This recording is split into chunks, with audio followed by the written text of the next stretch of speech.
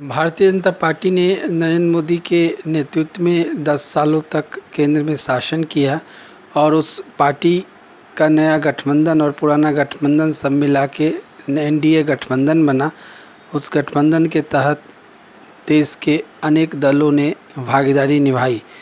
अब बीजेपी ने अपना मैनिफेस्टो जारी किया है। उस मैनिफेस्टो के अंतर्गत मुख्य रूप से वही बिंदु रखे गए हैं जो विगत 5 वर्षों तक पूरे भारत में लागू हुआ।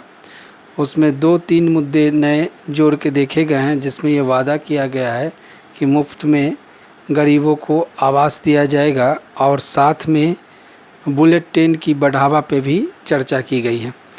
लेकिन एक महत्वपूर्ण विषय है जो मिडिल क्लास मध्यवर्गीय परिवारों से जुड़ा हुआ है।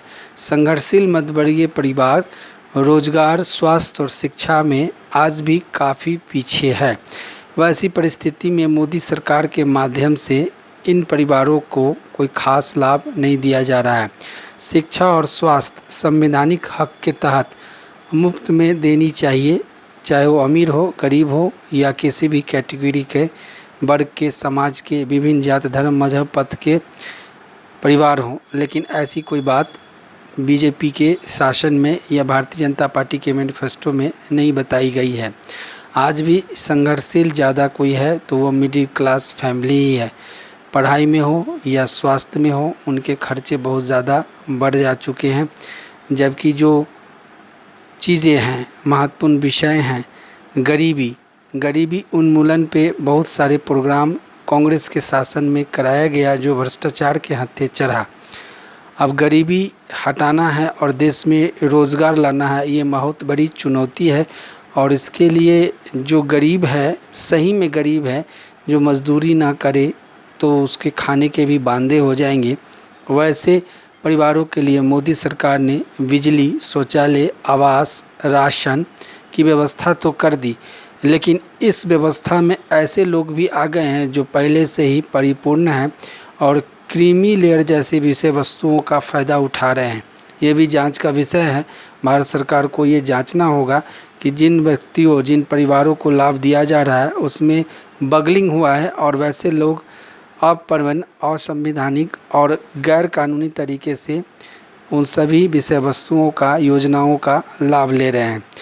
अभी बीजेपी ने जो मैनिफेस्टो जारी किया है उसमें अगले 5 वर्षों तक मुफ्त राशन, लखपति दीदी जैसे योजना, जिसमें करोड़ों जो आंगनवाड़ी सेविका हैं या फिर दीदियां हैं उनको लखपति रोजी रोजगार के माध्यम से बनाने की बात है। पेपर लीक पर रोकथाम की भी बात है। वरिष्ठ नागरिकों के लिए दरवाजे पे मोदी सरकार की सभी सेवाएं उपलब्ध कराई जाएगी। समान नागरिक संहिता यूसीसी को भी लागू कराया जाएगा। साथ में एक देश एक कानून एक चुनाव की भी चर्चाएं सरकार बनने के बाद करी जाएगी। बुलेट ट्रेन पूर्व, पश्चिम, उत्तर, दक्षिण मतलब हिंदुस्तान के सारे विभागों से जोड़ दिया जाएगा। ये महत्वपूर्ण मैनिफेस्टो के माध्यम से जनता के बीच में भारतीय जनता पार्टी ने जारी किया है। अब देखना यह है कि पूरे देश के अंतर्गत बिहार के 40 सीटों के अंतर्गत, चूँकि मैं बिहार से आता हूँ और बिहार के उत्तरी बिहार से आता हूँ, बिहार में 40 लोकसभा सीट है और एनडीए के पार्टनर लोक जनशक्ति पार्टी रामविलास हैं। उपेंद्र कुशवाहा की लोक मोर्चा पार्टी है। उसके अलावा पूर्व मुख्यमंत्री जीतन राम मांझी की भी पार्टी है। तो ये सब मिलके एनडीए में अपना चुनाव लड़ रहे हैं और बीजेपी के मैनिफेस्टो से उनका मैनिफेस्टो भी निश्चित तौर पे मेल खाएगा, क्योंकि सरकार का जो नेतृत्व करता है, जो कैप्टन होता है, उसके अधीनस्थ और उसके नेतृत्व में ही सारी बातें कही जाती है। और एक कहावत है अंग्रेजी में, बॉस इज़ ऑलवेज राइट, यानी मोदी इज़ ऑलवेज राइट। तो उस परिस्थिति में ये मैनिफेस्टो सरकार लागू करेगी जब वह तीसरी दफ़ा भारत की सत्ता पे आसीन होगी। लेकिन मैं फिर दोबारा बोल रहा हूँ, मिडिल क्लासों के प्रति आज भी संवेदनशील भारतीय जनता पार्टी की सरकार न थी, न है और शायद आगे भी नहीं रहेगी। क्योंकि जो सियासत है, जो राजनीति है, वो पिछड़ा, अति पिछड़ा, दलित, महादलित, गरीब, सवर्ण के बीच में न होके सीधे तौर पे पिछड़ा, अति पिछड़ा के बीच में फंस गया है और उस परिस्थिति में जो गरीब सवर्ण हैं, गरीब दलित हैं, गरीब अति पिछड़ा है, गरीब पिछड़ा है, इन पे डिबेट कम होता है और वैसे लोगों पे डिबेट ज़्यादा होता है। वैसे परिवारों के बीच में उनकी योजनाएं जाती हैं जिनको शायद इसकी ज़रूरत नहीं होनी चाहिए।